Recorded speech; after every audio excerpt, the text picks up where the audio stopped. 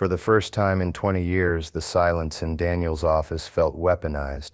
It wasn't the comfortable quiet of two minds working in tandem, the kind I had grown accustomed to.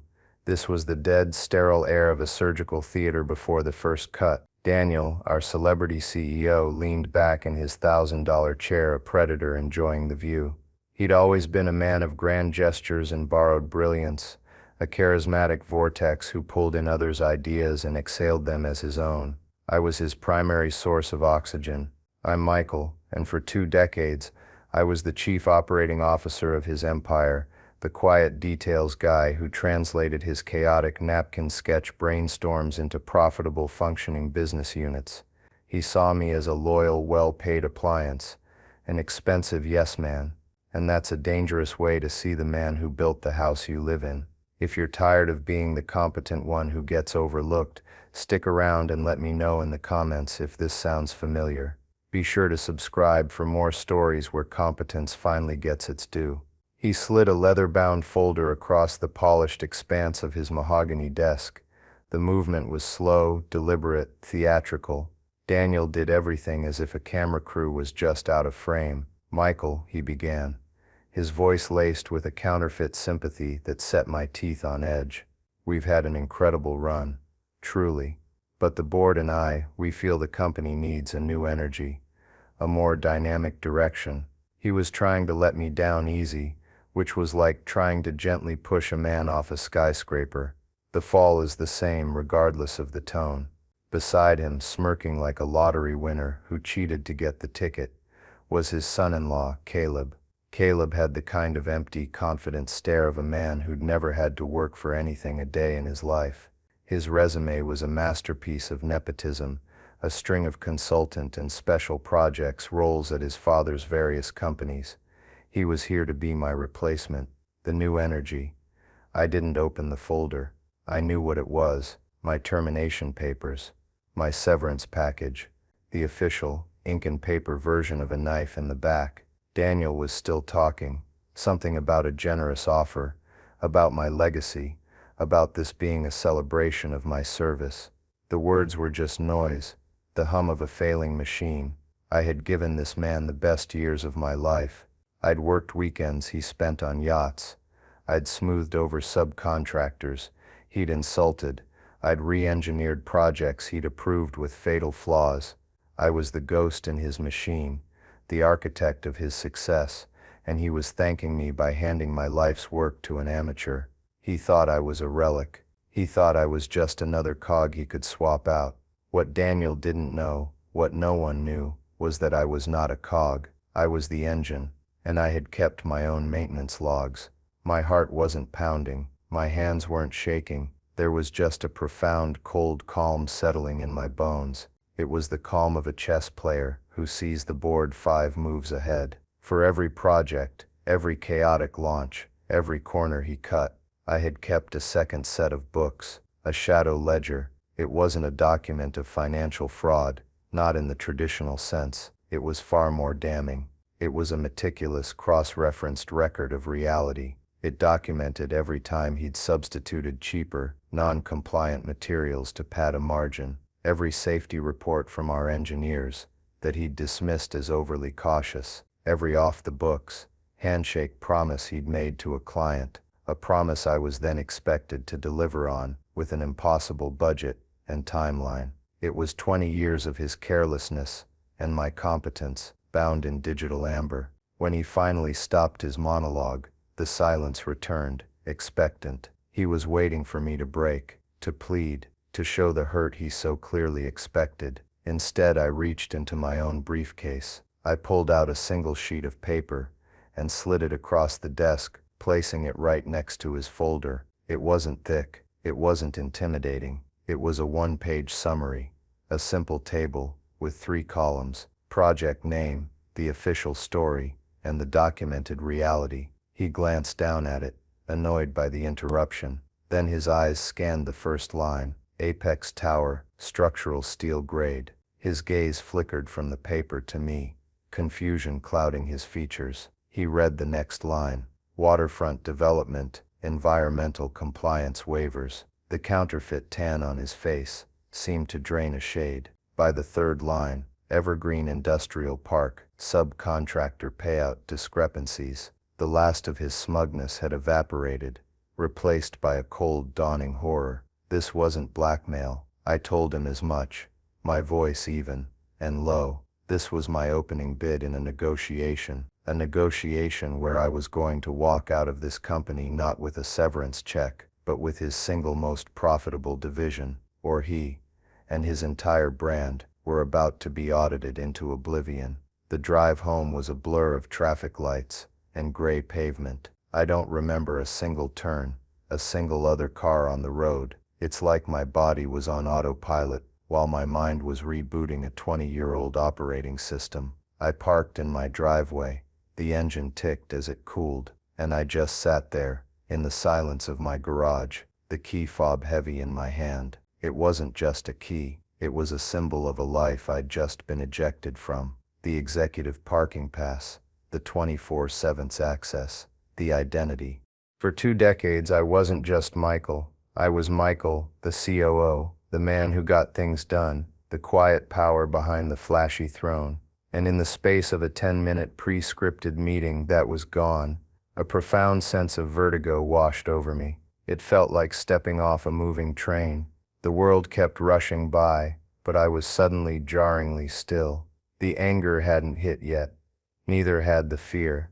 It was just a hollow, echoing void where my professional life used to be. I walked through the house, the familiar scent of lemon polish and old books doing nothing to ground me. I went straight to my workshop in the basement. It's my sanctuary. On the walls, instead of corporate awards, are schematics of antique watch movements.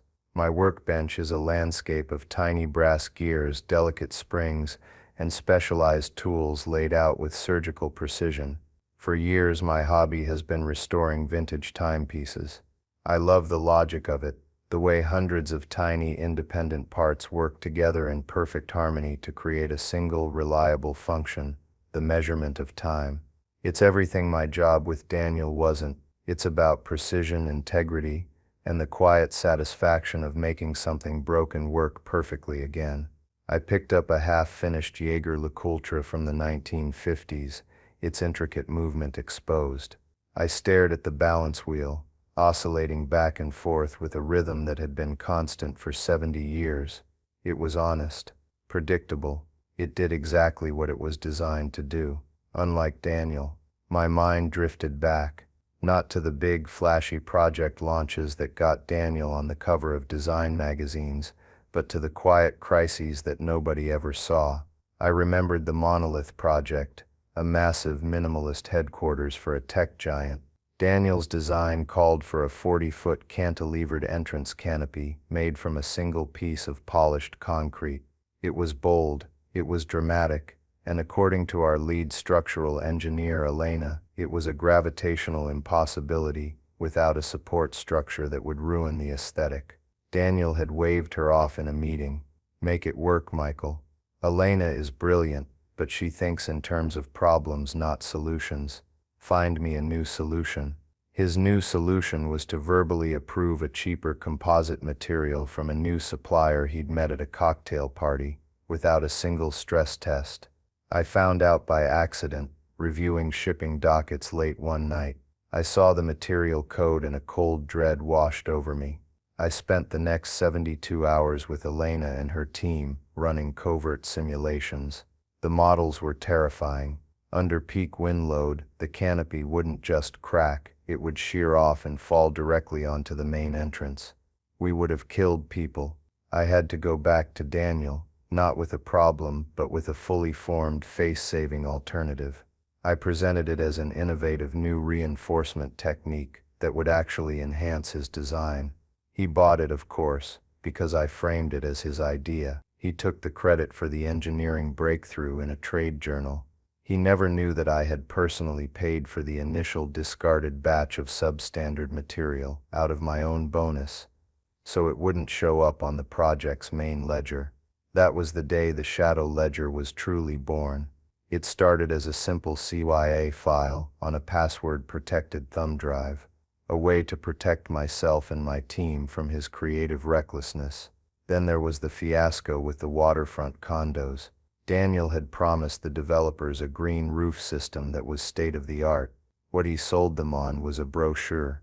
The system he'd picked was designed for a temperate California climate, not the harsh freeze-thaw cycles of the Northeast. He'd signed the contract without consulting a single horticulturalist or engineer. When I flagged it, he told me to handle the details. Handling the details meant I spent 6 months working with a university agricultural department to design a custom drainage and soil medium that wouldn't freeze, heave, and tear the roof membrane to shreds, causing millions in water damage. We did it. The project won an environmental award. Daniel accepted it at a gala in New York, giving a grand speech about his unwavering commitment to sustainable innovation. I watched the live stream from my office, eating a cold sandwich and reviewing payroll. Competence isn't cheap until you lose it. The thought echoed in my mind then, just as it did now. I remembered the human cost too. The number of times I'd had to personally reassure a subcontractor that they would in fact get paid after Daniel had squeezed their bid down to nothing and then delayed the payment to make the quarterly numbers look better. I'd sit with these guys, honest, hard-working people, and I'd look them in the eye and guarantee it. Sometimes I'd authorize an advance from a different project's budget, a dangerous game of robbing Peter to pay Paul just to keep good people from going under because of his whims. My word was my bond. In our industry, your reputation is everything. Daniel's reputation was a carefully constructed mirage. Mine was built on a foundation of quiet, reliable integrity, and he had just tried to bulldoze it. A soft hand touched my shoulder. It was my wife, Sarah. She had come down the stairs so quietly I hadn't heard her. She looked at my face, then at the watch parts scattered on the bench, and she knew. She didn't need to ask. She'd been my silent partner in all of this, the one who saw the toll the job took, the late nights, the stress that I tried to hide. "He finally did it, didn't he?" she said, her voice soft but firm. I nodded, unable to speak. The hollow feeling was starting to fill with something else. A slow, hot burn of righteous anger. "Good," she said, and the single word surprised me. I looked up at her. Her expression wasn't one of pity, it was one of resolve. "For years you have been the shield. You've protected that man from his own ego, his own incompetence. You protected the employees, the clients. You held it all together while he took the blows. That company runs on your sweat, Michael, not his vision." She paused, her gaze steady. "So what are you going to do about it? Are you going to let him and that child he calls a son-in-law break what you built?" Her words were like a lit match, dropped into a pool of gasoline. The fog of shock and grief burned away, replaced by a crystalline clarity. She was right. I wasn't a victim here. I had been a willing participant, a loyal soldier fighting for the wrong king. My loyalty had been a sunk cost, an investment I kept making in the hopes it would one day pay off.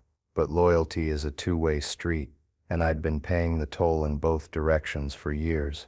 I had stayed out of a misguided sense that I was the only one who could prevent a catastrophe. I was the dam holding back the flood of his bad decisions. But what happens when the dam is told it's no longer needed? The flood comes, and I had the maps to every town that was about to be washed away. I stood up, the old watch forgotten on the bench. "No," I said, the word tasting of steel. "I'm not. He thinks he just fired his yes man. He's about to find out he fired the man who holds all the receipts." The decision settled in my chest, not with heat, but with a cold, dense weight. It was the moment resignation turned to resolve. The war was over. A new one was about to begin. The shadow ledger wasn't a single document. It was an ecosystem, a private, encrypted database I had built and maintained for over a decade. It lived on a series of nested solid-state drives, with a physical copy of the key stored in a safe deposit box my wife was the only other person who knew about. It wasn't something born of malice. It was born of necessity, a survival mechanism in a corporate environment that valued appearances over reality. It started small, as I remembered, just a folder on my personal laptop labeled Project Notes.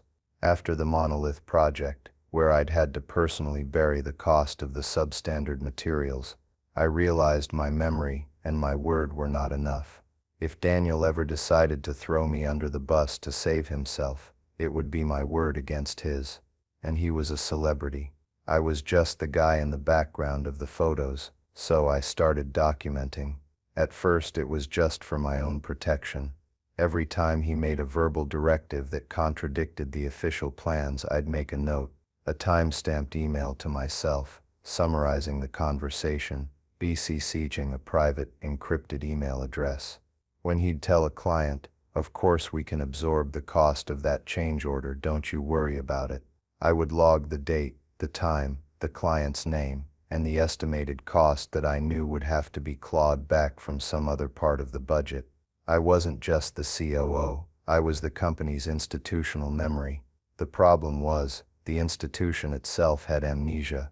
As the years went by and his recklessness grew in lockstep with his fame, the scope of the ledger expanded. I started cross-referencing the data. I linked the verbal promises to the subsequent budget shortfalls on other projects.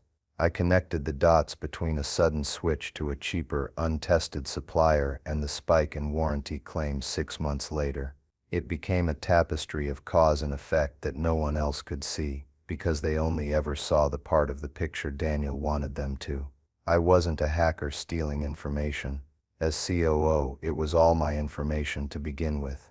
I had top-level access to everything: financials, supply chain logistics, engineering reports, client communications. I was the hub through which it all flowed.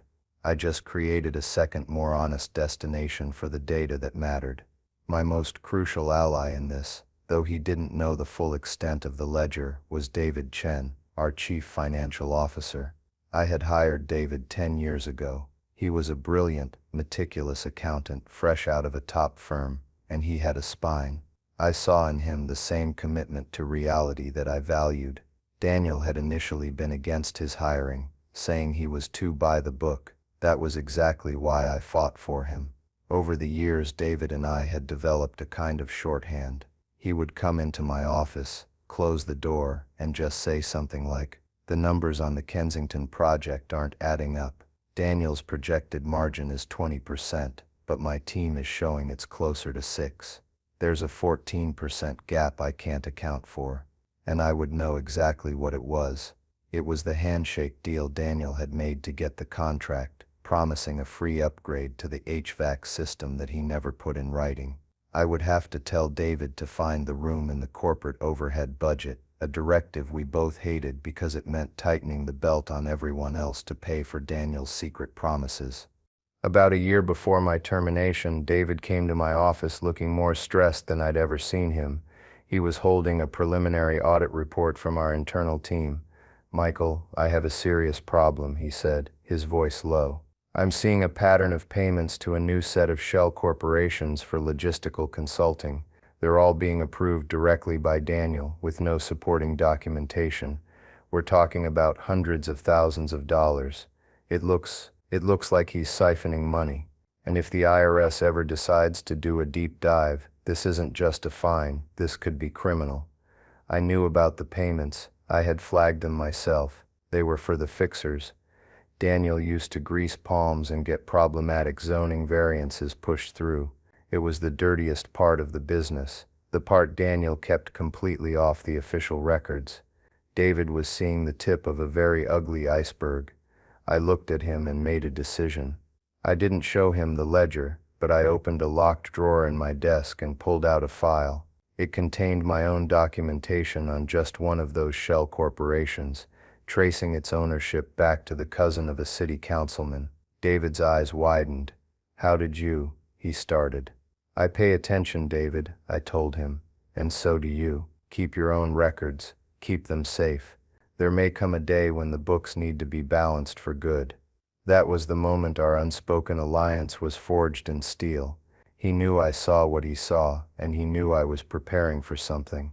The ledger was structured into 3 pillars of leverage. The first was financial. This was David's territory. It was every off-book payment, every inflated invoice, every consulting fee to a shell company. It was a clear pattern of behavior that would make any forensic accountant's eyes light up. An audit wouldn't just be embarrassing, it would be catastrophic, likely triggering shareholder lawsuits and a full-blown SEC investigation. Daniel's public persona as a brilliant businessman would be shattered overnight. The second pillar was compliance and safety. This was, in my opinion, the most damning. This was the record of every time Daniel had overruled our engineers. The substitution of cheaper structural steel on the apex tower. The use of non-fire retardant paneling in a hospital wing because it was aesthetically superior. The uncertified electrical components imported to save 10% on the cost of a multi-million-dollar data center. I had the original engineering warnings, the email chains where he dismissed them, and the final shipping invoices for the non-compliant materials. This wasn't about money, it was about public safety. If this ever came out, every building we had touched in the last 15 years would be subject to a mandatory safety review. The lawsuits from clients and municipalities would bankrupt the company 10 times over. His legacy wouldn't just be tarnished, it would be condemned. The third and final pillar was contractual. This was my domain. It was the web of promises Daniel had made. He was a master of the verbal agreement. He'd look a client in the eye and say, "Consider it done," and then walk away, leaving me to deal with the fallout. I had documented them all. More importantly, over 20 years I had built personal relationships with these clients. They didn't do business with Daniel Vance Designs. They did business with Michael, the man who answered his phone at 10 p.m. on a Sunday, the man who found a way to make the impossible happen, the man who never broke his word. Daniel thought the client contracts were his greatest asset. He was wrong. The relationships were the asset, and they were mine. My plan wasn't just to use the ledger as a shield, it was a key to unlock the value I had built and walk away with it. The summary I had placed on his desk was just the keyhole. It was designed to show him, in the clearest possible terms, that I had the key. I knew which door it opened, and I was not afraid to turn it. The most profitable division, Apex Bespoke, was the part of the company that handled the most complex high-margin projects. It was profitable precisely because it was the division where I had the most direct control, the one I had personally insulated from Daniel's worst impulses. It was, for all intents and purposes, already my company. I was just planning on making it official. The first call came less than an hour after I got home. My phone buzzed on the kitchen counter, displaying Daniel's name. I let it go to voicemail. A minute later it buzzed again. I ignored it. The third time, I answered, putting it on speaker. Sarah gave me a supportive nod from across the room. Michael, his voice was tight, strained. The counterfeit warmth was gone, replaced by a raw, guttural fury. What the hell was that? What is that piece of paper? Are you trying to threaten me? No, Daniel, I said calmly, my voice even. I was back in my workshop now, polishing a crystal face with a chama cloth. The simple, repetitive motion was calming. I'm not threatening you. I'm negotiating my exit package. I find the one you offered to be insufficient. Insufficient? It's more than generous. It's 3 times what we're legally required to offer, he blustered.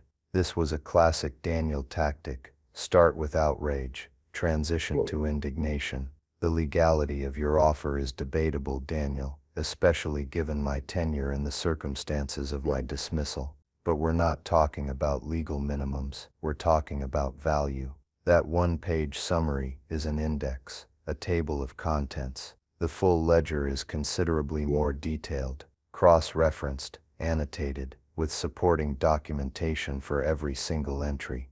There was a pause. I could hear his sharp, shallow breathing on the other end of the line. He was picturing it. He was running through the projects in his mind, trying to remember every corner he'd cut. That's company property, Michael. You stole confidential files. That's a felony. I'll have you in court for the next 10 years. This was the move I was waiting for, the legal threat. Actually, Daniel, I've already had this conversation with legal counsel. As a corporate officer, specifically the COO, I had a fiduciary duty to be aware of and mitigate risks to the company. One could argue that maintaining a detailed record of potentially catastrophic liabilities wasn't theft, but a fulfillment of my duties. A responsible officer would document these things. The question a judge might ask is why these issues were never formally addressed by the CEO. It's not my data, Daniel. It's our shared liability. The only difference is my record of it is better than yours. The silence on the other end was profound.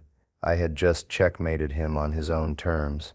He wasn't dealing with a disgruntled employee, he was dealing with an officer of the corporation who had meticulously documented his own malfeasance. He had no legal high ground.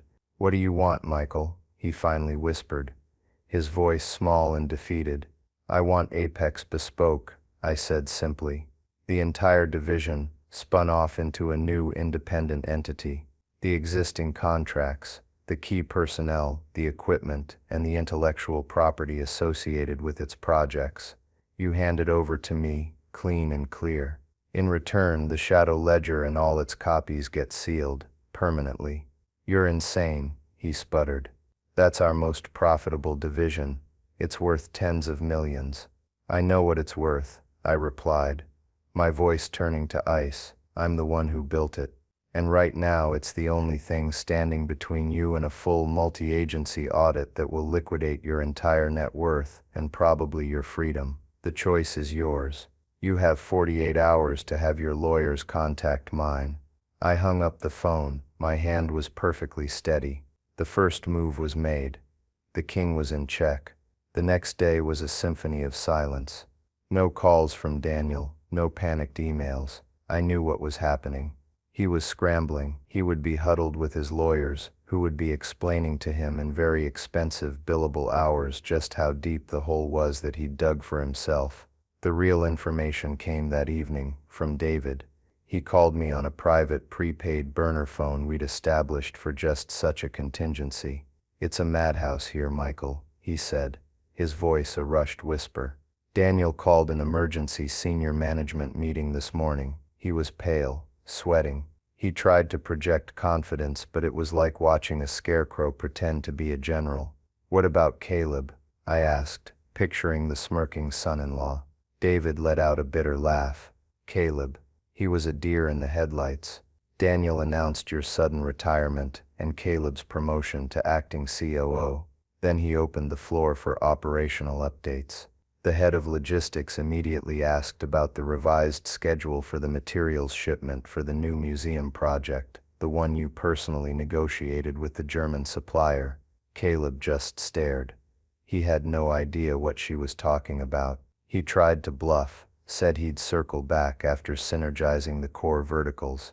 You could feel the confidence of the entire room just evaporate. People were looking at each other. "The emperor has no clothes, Michael," and he just handed the reins to the court jester. This was the first tremor. Daniel could fake a lot of things, but he couldn't fake my operational knowledge. For 20 years I had been the central processing unit for the entire company. I held the flowcharts, the timelines, the relationships, and the contingencies in my head. He had just ripped that CPU out of the motherboard, and the system was already starting to crash. The next morning, the second tremor hit. It came in the form of a call not to Daniel, but directly to me. It was from Marcus Thorne, the CEO of our single largest client. We had just started the most complex project we'd ever undertaken for them, a new international headquarters. Marcus was old school. He was a man whose trust you earned over years, not in a single pitch meeting. "Michael," he said, his voice booming through the phone, "I just got a very strange call from Daniel Vance. Said you'd retired. You don't strike me as the retiring type. What's going on?" I was direct and honest, without being slanderous. "Marcus, Daniel and I have decided to part ways. We have different visions for the future of the company." His vision? Marcus scoffed. "His vision is whatever you tell him is possible. I'm not signing off on the Phase 2 capital outlay for this project with an amateur running the show. My board will have my head. Our contract is built on your operational oversight. It's the key man clause we insisted on. You go, the deal is in jeopardy. So let me ask you a different question. Where are you going next?" This was the moment. the confirmation of my third pillar of leverage, the relationships. I'm in the process of establishing my own firm, Marcus, focusing on the kind of complex, bespoke projects we've always worked on together. Good, he said, without a moment's hesitation. Keep me informed. Send me the paperwork when you're set up. As for Daniel, I think I need to place a call to my legal department to review our termination for cause provisions. The silent takeover was no longer silent. The keystone had been pulled, and the arch was beginning to crumble. Daniel hadn't just fired his COO, he had severed the artery of trust with his most important client. The panic at his end must have been biblical. Competence isn't cheap, but losing it, that can cost you everything. The first real crack in Daniel's crumbling facade appeared 72 hours after I was fired. It came in the form of an email, CC'd to half the senior staff. It was from Elena, our lead structural engineer. She was a genius, a quiet and fiercely precise woman whom I had personally recruited from MIT and then spent the better part of a decade protecting from Daniel's creative whims and budget cuts. Her resignation was short, professional, and utterly devastating. She wasn't leaving for another job. She was announcing the formation of her own structural engineering consultancy. The subtext was clear for anyone to read. The person who guaranteed our buildings wouldn't fall down no longer trusted the leadership. An hour later, my personal phone rang. It was Elena. "I'm out, Michael," she said, her voice a mix of relief and anxiety. "I can't work for Caleb." I sat in one meeting with him. He asked me if we could value engineers the load-bearing columns on the new hospital wing. I told him that was called negligent homicide. He didn't get the joke. I don't think he knew it was a joke. I could hear the exhaustion in her voice.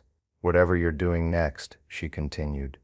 "If you need a lead engineer who knows where Daniel buried all the bodies, metaphorically speaking, well, you have my number." It wasn't just a vote of confidence.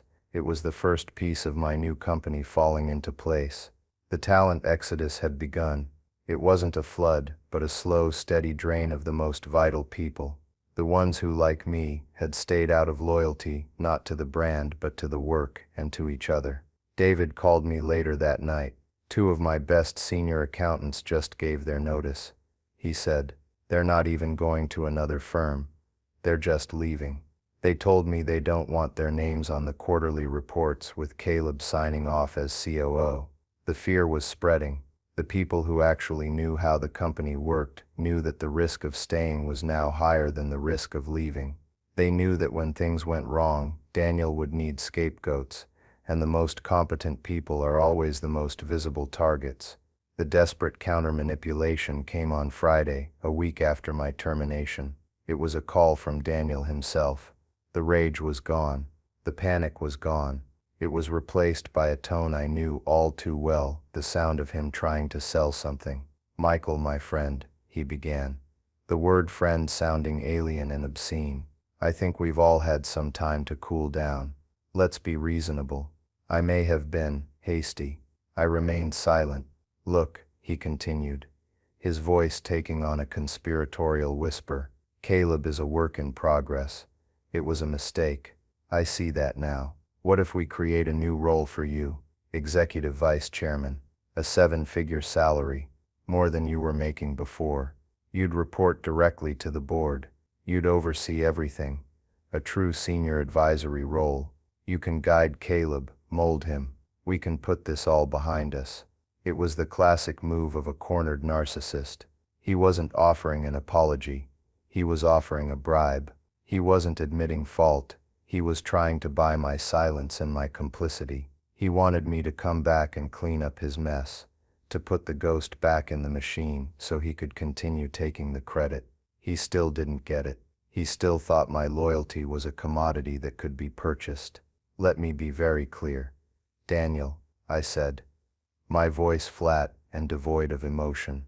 "The negotiation is not about a new role for me within your company. The negotiation is about the terms of my separation and the transfer of the Apex Bespoke division. That is the only conversation I am prepared to have. My lawyer is waiting for your lawyer's call." "Don't do this, Michael," he pleaded, the desperation finally cracking through his performance. You'll destroy the company. You'll destroy everything we built. The we was what finally broke my composure. A cold, sharp anger, pure and clean, cut through me. We didn't build it, Daniel. I built it while you posed for photographs. You were the brand, I was the business, and you tried to throw the business away for your daughter's husband. The company is being destroyed, but not by me. It's being destroyed by the vacuum of competence you created when you pushed me out the door. The calls you're getting from panicked clients, the resignations from key staff, that's not my doing. That's the sound of reality catching up with you. I took a breath. The offer stands. The clock is ticking. I ended the call. The power shift was complete. He was no longer the king on the throne. He was a man trapped in a burning house, and I was the one holding the only key to the only exit. He just had to be willing to give me the part of the house that wasn't on fire yet. The final meeting took place a week later, not in Daniel's opulent office, but in the sterile neutral territory of a downtown law firm. The conference room was all glass and chrome, cold and impersonal. It was perfect. Daniel was there with two lawyers, both looking grim and exhausted. He looked smaller than I remembered, shrunken inside his expensive suit. The celebrity bravado was gone, replaced by the pallor of a man who had been staring into the abyss of his own making for 7 straight days. I was there with my lawyer, a sharp, no-nonsense woman named Miss Albright, who had looked over the summary of my ledger with a predatory gleam in her eye. There was no small talk. Miss Albright opened the proceedings. "Gentlemen," she said, her voice crisp, "we are here to finalize the terms of the asset transfer agreement for the Apex Bespoke division to a new entity controlled by my client, Mr. Michael Sterling." She slid a thick, bound document across the table. It was the formal version of my demand. Daniel's lead lawyer, a man named Garrett, picked it up and began to flip through it, though it was clear he already knew every line by heart. He had likely spent the last week explaining to Daniel why they had no other move to make. Daniel couldn't help himself. He had to have one last moment of theater. "This is extortion, Michael," he said, his voice a hoarse whisper, trying to appeal to a sense of shared history that he himself had burned to the ground. 20 years we worked together. 20 years. And you throw it all away for this? I looked at him. Not with anger, but with a kind of detached pity. "You're mistaken, Daniel," I said, my voice calm and measured. You threw it away when you decided that my 2 decades of loyalty and competence were less valuable than a job for your son-in-law. You threw it away every time you cut a corner and I had to fix it, every time you made a promise and I had to keep it. This isn't me throwing anything away.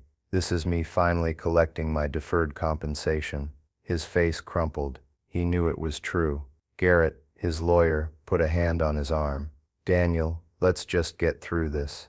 The next hour was a blur of legal jargon as the lawyers hammered out the final details: the transfer of contracts, the valuation of equipment, the non-disclosure agreements. It was the surgical dismantling of his empire, and I was the lead surgeon. When it was all done, 2 copies of the final agreement lay on the table. Garrett pushed one toward Daniel with a pen. Daniel stared at it for a long moment, his hand trembling slightly. He picked up the pen, and with a stroke, the company he had built his identity on was fractured. My company, Apex Bespoke Solutions, was born. As we stood to leave, I paused at the door. I looked back at Daniel, who was slumped in his chair, a man utterly defeated. I felt a fleeting sense of something, not triumph, but closure. "You know, Daniel," I said, "for years you called me your details guy. You were right. You just never understood which details mattered." I walked out of that room and didn't look back. The new reality had begun. My new office wasn't as grand as Daniel's, but it was mine. It had a big window that looked out over the city, and the walls were covered not in abstract art, but in project schematics and timelines. My team was small, but they were the best. Elena was our chief engineer. David came over a month later to be my CFO, after what he described as a historically catastrophic quarterly earnings report at the old company. Our first project was the one for Marcus Thorne, who had officially terminated his contract with Daniel's firm the day after our agreement was signed, citing the key man clause. He was our foundational client. We were profitable from day one. There was a quiet hum of focused energy in our office, the sound of competent people being allowed to do their jobs without interference. There were no chaotic brainstorms, no panicked course corrections, just steady, methodical progress. We were building something real, on a foundation of trust and integrity. The vindication wasn't a loud, explosive moment. It was the quiet, daily reality of this new workplace, this new life. It was the knowledge that I hadn't just survived. I had prevailed. In the end, it wasn't really about revenge. It was about restoration. It was about restoring the balance between value and reward. For years I had generated immense value, and Daniel had reaped all the rewards. I simply corrected the imbalance. He thought my loyalty was a weakness he could exploit. He was wrong. My loyalty was to the work, to the clients, and to the people who did the work. When he betrayed that, he didn't just lose an employee, he lost the very foundation his company was built on. The greatest irony is that Daniel probably still doesn't fully understand what happened. Men like him never do. They see people like me as instruments, not as partners. They think competence is a commodity you can buy and sell, not a culture you have to build and protect. He learned that lesson the hard way. He learned that competence isn't cheap, especially when you lose it. And that's the moral of this story. Your value isn't determined by the title someone gives you or the salary they pay you. It's determined by the problems you can solve and the trust you build.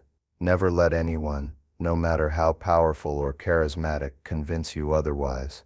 Loyalty is a two-way street, not a one-way toll road where you're the only one paying.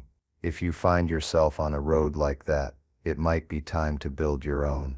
For anyone out there who has ever felt undervalued, overlooked, or taken for granted, know this: your skills, your experience, and your integrity are your greatest assets. Don't ever let an arrogant boss make you forget that. They might own the company, but you own your competence. And in the long run, that's the only thing that truly matters. Thank you for listening to my story. If it resonated with you, or if you've had a similar experience, let me know in the comments below. I read every one of them, and don't forget to like this video, share it with someone who needs to hear it, and hit that subscribe button for more stories about getting the respect you've earned.